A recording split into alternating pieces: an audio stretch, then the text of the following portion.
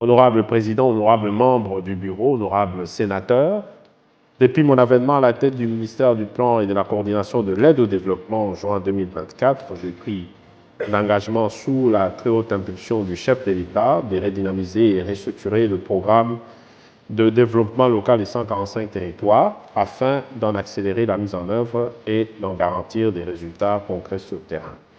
J'ai orienté les équipes du ministère et des agences d'exécution vers une approche plus rigoureuse, coordonnée et axée sur les résultats pour faire de ce programme emblématique de la vision présidentielle une réalité tangible dans la vie des populations rurales. Cette nouvelle dynamique a permis de relancer plusieurs chantiers en souffrance, de réduire les retards accumulés et surtout de renforcer la confiance entre le gouvernement, les communautés locales et les partenaires techniques et financiers.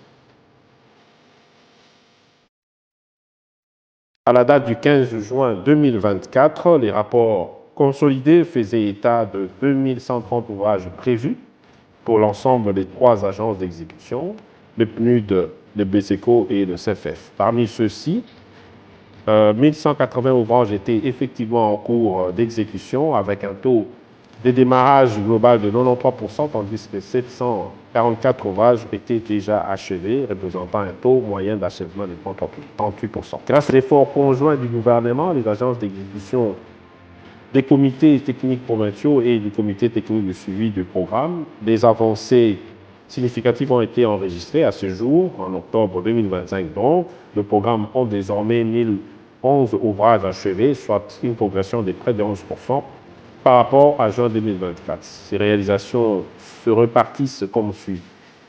601 écoles primaires représentant un taux d'achèvement de 50%, 340 centres de santé correspondant à un taux d'achèvement de 43%, 70 bâtiments administratifs, soit 48% de taux d'achèvement.